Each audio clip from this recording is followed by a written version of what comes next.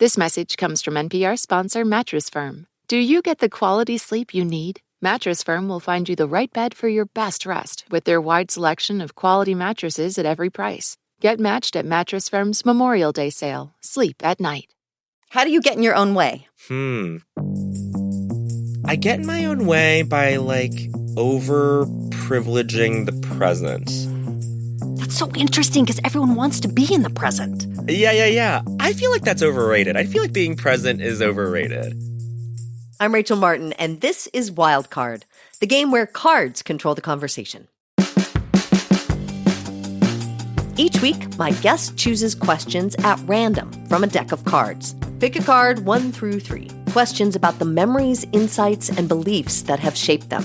Not that I'm, permanently camped out at the present, but I do forget about the past. I forget that I have, been through tough things before. So I gotta tell you, I take research very seriously. My team and I spend hours digging through articles and profiles of our guests, trying to understand them, right? This is serious work. And of course, this is what I did to prepare for my conversation with Bowen Yang. I knew a lot about him already, though, like the fact that he's the first Chinese-American cast member on Saturday Night Live. I know the inside jokes from his podcast, Las Culturistas, which he hosts with his best friend, Matt Rogers. But I also have to cop to the fact that the research for this interview was just a good time, because I had an excuse to watch a lot of SNL clips. The iceberg that sank the Titanic, the Chinese spy balloon, the tiny desk intern, Bowen Yang classics, all. But as much as I love him on SNL, it was the 2022 rom-com Fire Island that made me fall in love with Bowen Yang. He turned what could have been a light and easy role as the best friend who never gets the guy into something heartbreakingly real and joyful.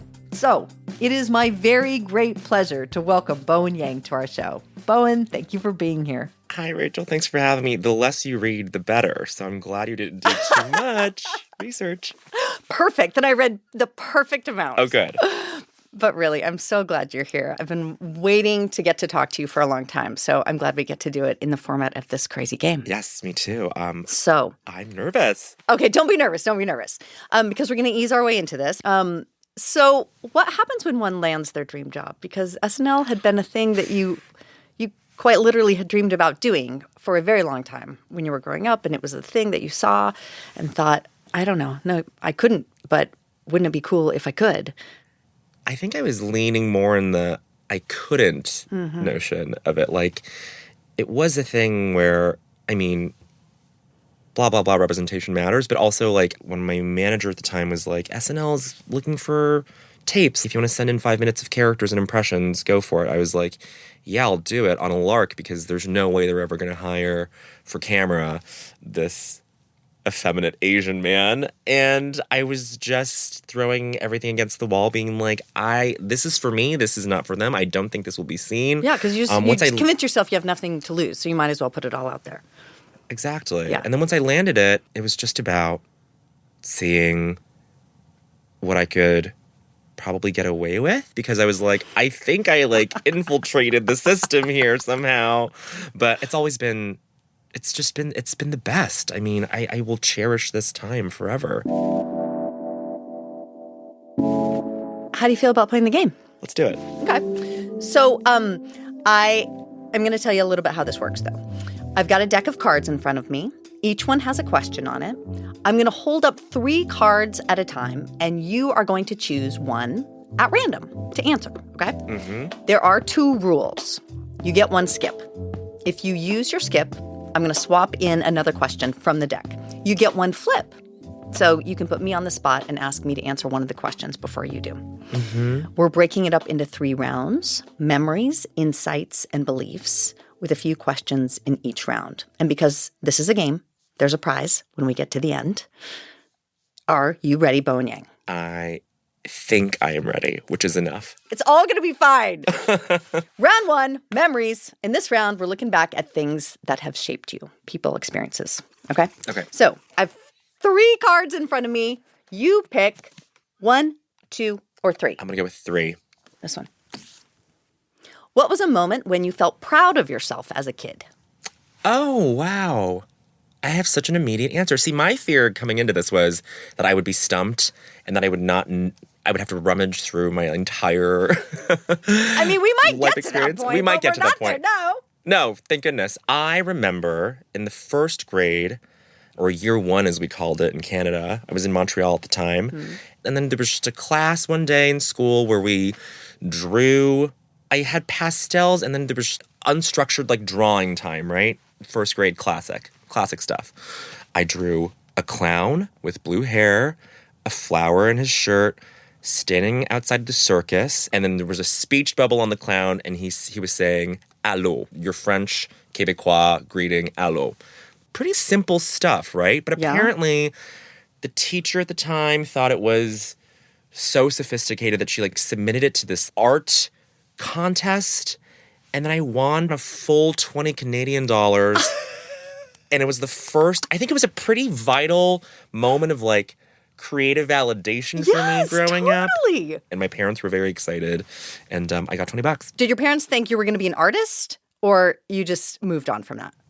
No, they really pushed that. And for some reason, art was like acceptable creative outlets for an Asian child of immigrants. It was the high arts. The high arts. It was the high arts. And Right. so I think they were very confused when I pivoted years later to improv comedy and like telling jokes on stage, because they were like, this is completely crude. What happened to, you're like clown pastel. your pretty clown pastel? And I was okay at the violin. Like I really hit all my Asian child marks growing up in the US, and somehow I landed on comedy. Yeah, I think it's a good fit. Thanks. Just saying. I think it all worked out the way it was supposed to. Okay, moving on. Okay. We're still in memories. 3 new cards. 1, 2, 3. Okay, great. Maybe let's switch over to one. Let's switch to 1, shall we? Let's just see what's happening over here. Let's see. What was a moment in your life when you could have chosen a different path? Oh, I went to school at NYU, and the pathway was going to be, you're going to major in chemistry, you're going to take your MCAT, you're going to go to med school. And the comedy stuff is sort of like being relegated to a hobby. That was my way of sort of putting a lid on things until the top kind of just blew off right as I graduated college. I remember commencement being with a lot of students who were just so excited about the next thing, and I felt none of that. And then I retook my MCAT. I took it twice.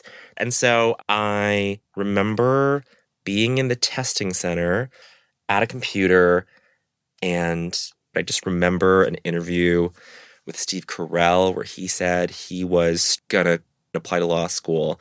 And then once he got to either the written portion of the LSAT or something on his law school application, that he just realized he couldn't do it. And then like that moment, that interview flashed before me in the testing center. Oh, whoa. And then I was like, I can't do this. Yeah. Walked over to the proctor, said, I'm going to avoid my test. Thank you very much. And I think he was pretty perplexed because we were like well into like hour 4 Right. It's not like of the test. You just sat through 4 hours. Exactly. Just He's like, finish it. It took you this long to realize? I know. He was like, you might as well just like close it up, whatever. And I remember calling my parents outside, telling them what had happened. Yeah. I was fearing the worst. I was fearing them just You've let being us down. completely confounded. Yeah. And they were pretty delicate with me. I'm glad. Yeah. Yeah. But that was a moment. That was a moment where, like the door slid. Like it was like it could have really gone one way or the other. Yeah. You could be a heart surgeon right now. Or a bad heart surgeon. I hope in the other life you're a good one. Yeah, well, a heart surgeon whose, so to speak, heart wasn't in it, Right.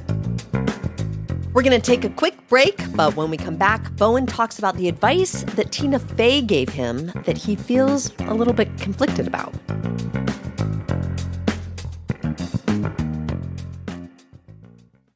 This message comes from Apple Card. Reboot your credit card with Apple Card. It has no fees and gives you up to 3% daily cash back on every purchase.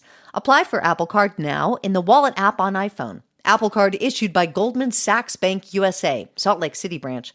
Subject to credit approval. Variable APRs for Apple Card range from 19.24% to 29.49% based on creditworthiness. Rates as of February 1st, 2024. Terms and more at applecard.com. This message comes from NPR sponsor Carvana. With thousands of options under $20,000, plus customizable financing terms and down payments as low as $0 down, it's easy to find a car that fits your lifestyle. Visit Carvana.com or download the app today. Terms and conditions may apply. The Embedded Podcast brings you eye-opening reporting. There's something that hasn't been disclosed yet. Immersive journalism. I could smell the smoke. I could smell the dust. Personal stories. I was scared. Like, I can't protect you. We are NPR's home for documentary storytelling. Find Embedded wherever you get your podcasts.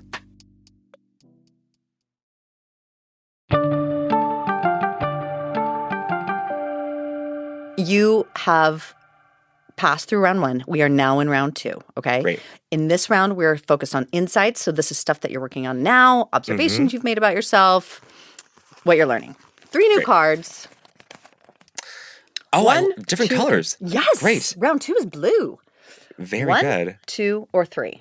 Let's do 2. 2. I don't know why 2 always makes me want to sing, but it does. It's nice. What's a quality you're drawn to that you don't possess? Oh, can I flip it? Can I ask you that? Sure you can. In general, I like people who are connectors of other people. Do you know what I mean? That person who derives a lot of self-worth from bringing other people together and like matchmaking that way and like having great dinner parties and seeing what relationships pop up from that. I am so not that person. Like dinner parties make me tired. And like the people who know me well know that I'm always going to be the first to leave. And so I really am drawn to people who are really good at socializing. Like, and I mean that genuinely, not like, oh, they're really good at making small talk. I mean, really good at cultivating relationships and bringing other people together. And it's such a lovely thing. And I wish, and I've really done a lot of like, is it because I'm really self-centered and I just need everything to be my way all the time? I mean, maybe, but I'm really drawn to people who just seem to like, they just have boundless, like so much bandwidth for a lot of people in their life. Sure.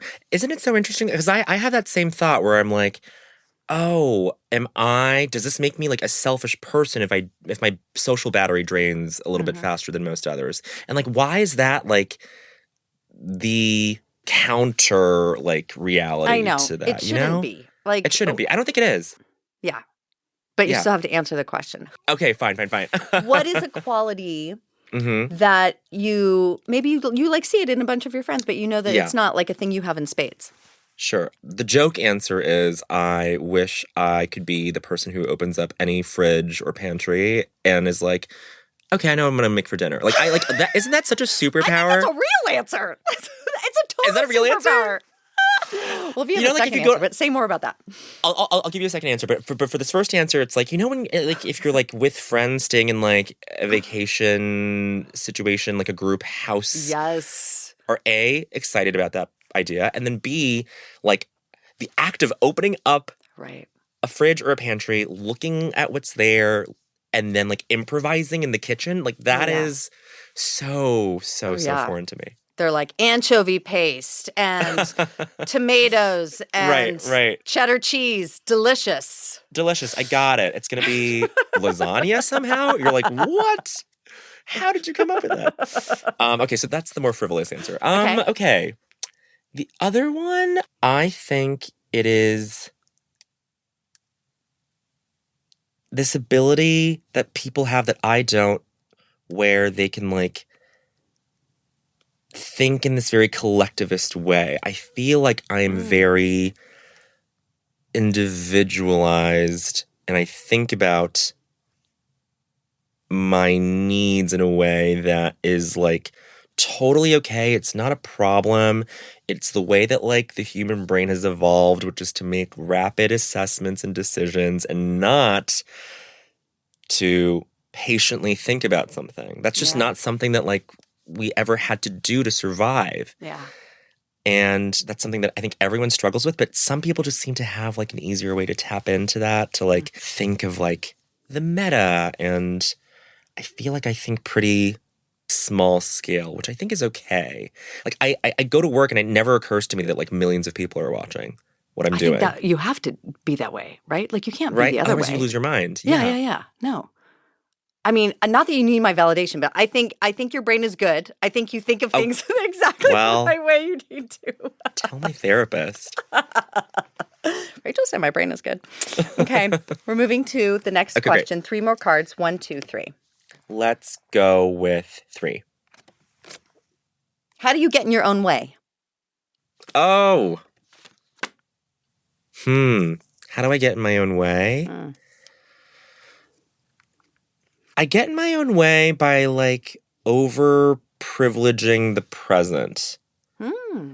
I don't ever That's so interesting because everyone wants to be in the present. Like that's the thing. Everyone's like, no, I just got to be in the present all the time now. Yeah. I feel like that's overrated. I feel like being present is overrated. Not that I'm like constantly there. Not that I'm like permanently camped out at the present.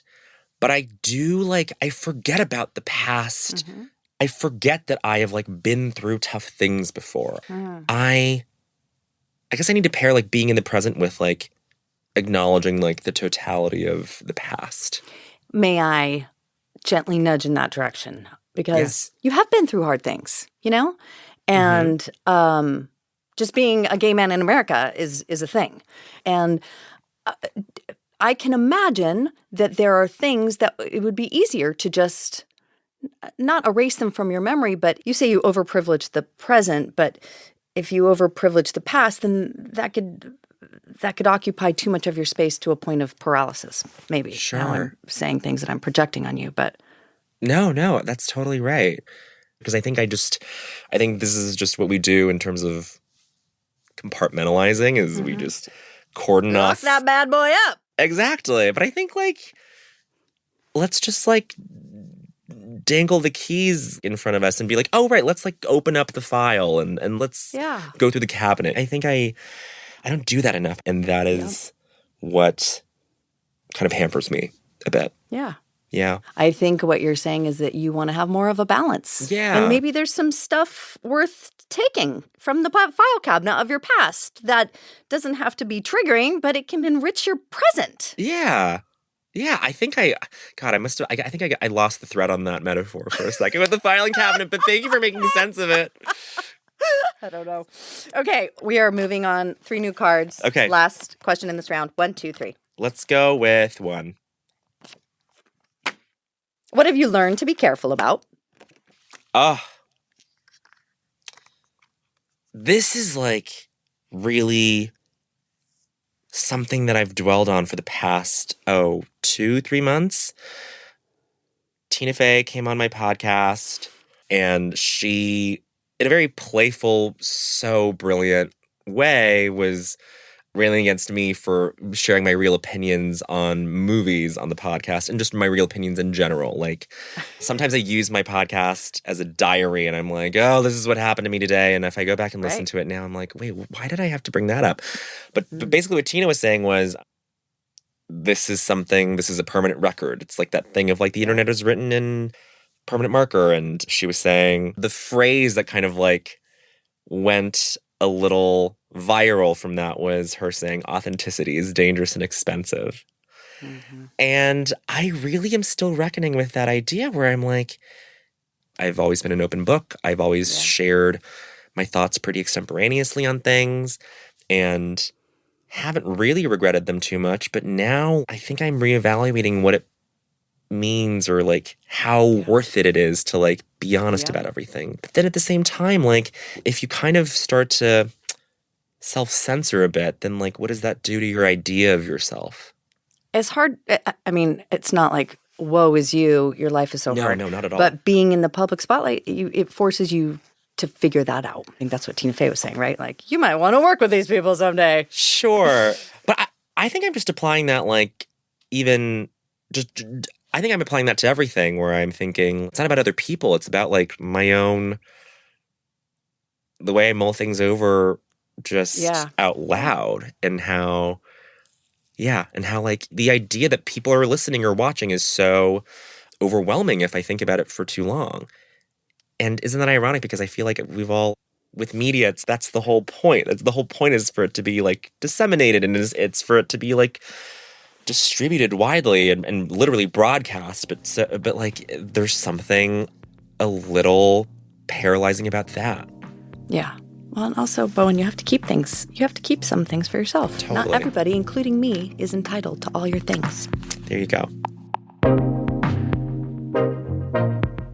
We've got another quick break, then Bowen takes on his inner Carl Sagan in the beliefs round.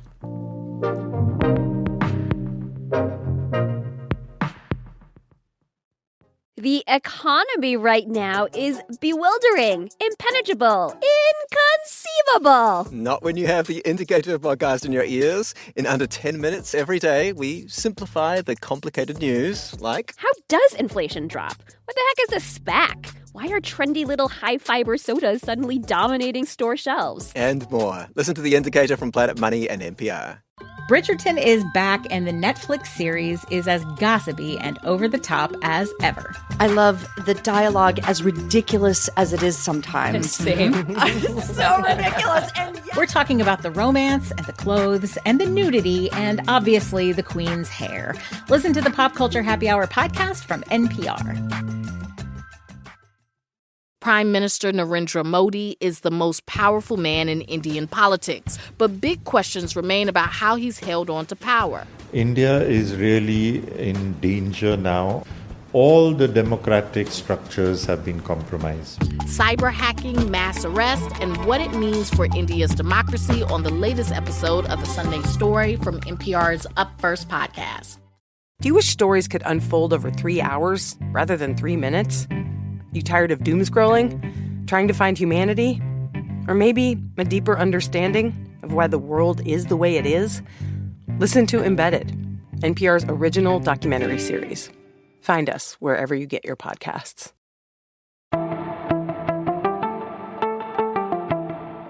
Round 3. Okay. Beliefs. I'm Okay, definitely going to 3 use a new skip for cards. this. Okay, let's go. 1, 2, 3. Let's go with 2. 2. What's a belief you had to let go of? Oh.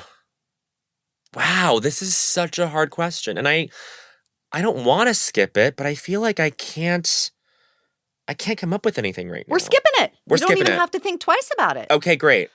All right, we are replacing it with one from the deck. Do you think there's more to reality than we can see or touch? Yeah, definitely. Definitely. I am generally a skeptic with things. I read too many Carl Sagan books in college. I feel like I have to have some allegiance to science and empirical things and things that are observable and things that can be represented in data or something. But I feel like there is this meta reality or something that exists that people can tap into because I know the question is not necessarily implying anything supernatural, but we had on a medium for the podcast. Tell me. We can go supernatural all day long. Great. Amazing. This guy was pretty good. Tyler Henry. He's also known to some people as the Hollywood medium. And it all sounds like it invites skepticism because you're Yes. how much did he know beforehand? And Right. he said things to me that really were really conceptual and not necessarily, oh, this person is in this other dimension and they're trying to communicate this to you. For me, it was just oh, what I'm picking up from you is that you have this legacy of people who were not able to share their lives, or the legacy is a little bit blurred. My dad grew up in a rural part of China where most of his relatives are are not really documented. There was just no family tree or history to sort of go off of, and no one could read, and no one went to school, and he was the first in his family to even go to college. And so what Tyler Henry was basically saying was like, you are able to sort of like end this cycle of one, shame, and two, record in a weird way. Like you get to sort of like, through being yourself and being like a citizen of this world now where people are like constantly tracking things and things are easily recorded for posterity, like that gets to sort of be like one of your sort of like motivating forces in life. And that's something that like I kind of loved hearing. Like it was very meaningful to hear because it was borrowed from this like metaphysical space, but at the same time it applies to something that I can do now, and it is from a reality that is unobservable, which I kind of love.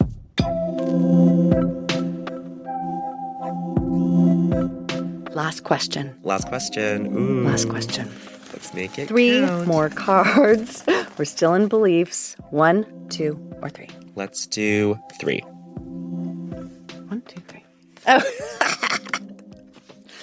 If you could design the afterlife, what would it look like? Wow. I would love there to be a few roller coasters.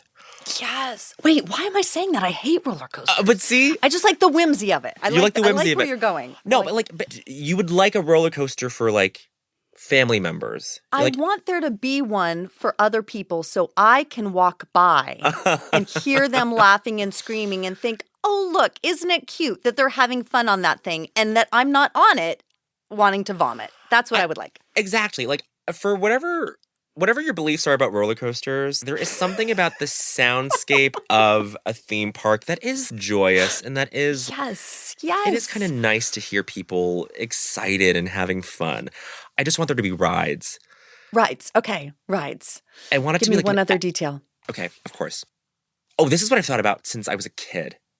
And this is not a design as it is just like a feature I would like the afterlife to have, or that I've always imagined the afterlife having, is like the screenplay of your life, of anyone's life. Like as we're talking, Rachel, like I want for anyone to be able to like look through and be like, this is when Bowen was talking to Rachel Martin and this is not like a deterministic it's not thing. Images. It's not images. It's a screenplay. I don't think it's images. Text. I don't even think it's like a movie. I don't think anything's like produced out of it except like for it's not this like determinist thing. It's like I used to think like, oh, like God or whoever has the script for you and it's set and like that is the determinist thing. Like I think I want in the afterlife for there just to be a library of screenplays that are for people's experiences in life and that it is all documented. I love a document. I just love documentation in general. I think that's great. Why? Why? Well, yeah. Just for... Maybe, am I getting really... No. Maybe because of the void in your family's documented history? Probably. Oh my gosh, Rachel, that's great. I mean, like, I think it's that. I just like reading dialogue that is literally real because, like, most of it is boring. But I feel like the way dialogue sort of reads off the page when it's real is fascinating to me. And I don't know, it seems fun. And also, like, it's dry and boring, but also, like, ultimately fun. I'm so into this idea of the afterlife, heaven, whatever it is. There's a roller coaster and a library in Bowen Yang's Afterlife. And I think I like both of those as like in the mall, they've got the two stores that are the anchor stores. I like roller coaster and library as the anchor stores of your afterlife mall. I think There you go. That's it. So you won the game. Woo! So you get a prize, and the prize is a trip in our memory time machine. Yes. You get to visit one moment from your past, okay? You revisit one moment from your past. This is not a moment that you want to change anything. Mm-hmm. This is just a moment that you want to linger in. What do you choose? I am going to choose... there's the moment that Lorne called me to say that I was going to get moved to the cast. And I remember that, and that was great. And I was very present in that. But I made it a point to the next day when they said, oh, we're going to announce you being on the cast tomorrow. And I was like, amazing. And I knew that I had to get up super early that morning, just like for myself. Like I didn't have an early call time or anything. I just said, what I have to do is get up at the crack of dawn, and you need to take a long walk, and you need to just sit on a bench in Prospect Park in Brooklyn, in New York, and just watch the sunrise. Don't listen to music. Just like hear the sounds of like the world around you, and take this in. Take this last moment in before you go down this crazy shoot where you will likely have very little control over what happens from this point forward. This is your last moment to like yourself. And it's not to say that it won't go back to that, but like that was like, I knew for whatever reason that was going to be like a moment that I had to really claim. Yeah. Before things were out there and before people could make like evaluations on you for this is for you. And I took pictures. I did allow myself like a couple of photos, and I look at those all the time. It's just like Prospect Park at dawn. There's a dog. Yeah. There's someone jogging. But I would love to just go back to that just for a second. Yeah. So yeah, thanks for letting me go to that place in the time machine. You're welcome. Thanks for taking us there. That was lovely. Of course. Bowen Yang, it has just been the best time. Thank you so much for talking with us. Thank you, Rachel. This is really, really special.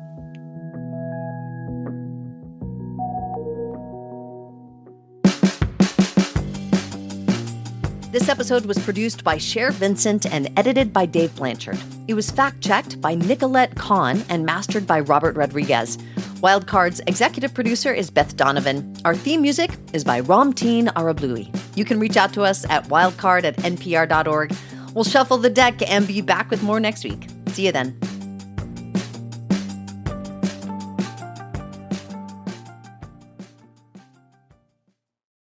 This advertisement comes from our paid sponsor, Fundrise. High interest rates mean that real estate assets are available at a discount compared to previous valuations. The Fundrise flagship fund plans to expand its billion-dollar real estate portfolio over the next few months. Add the Fundrise flagship fund to your portfolio at fundrise.com/NPR. Carefully consider the investment objectives, risks, charges, and expenses of the fund before investing. Read the prospectus at fundrise.com/flagship.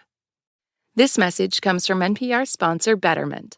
Confusing eye contact with a mysterious stranger is never chill. But Betterment is the investing app that lets you be totally chill about your finances. Betterment.com. Investing involves risk. Performance is not guaranteed.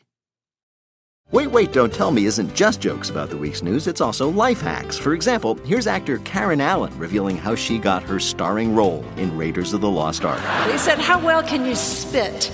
And I just found it coming out of my mouth. I said, I can hawk 'em with the best. I'm Peter Sagal. If you want to increase your self-confidence, then listen to the Wait, Don't Tell Me podcast from NPR.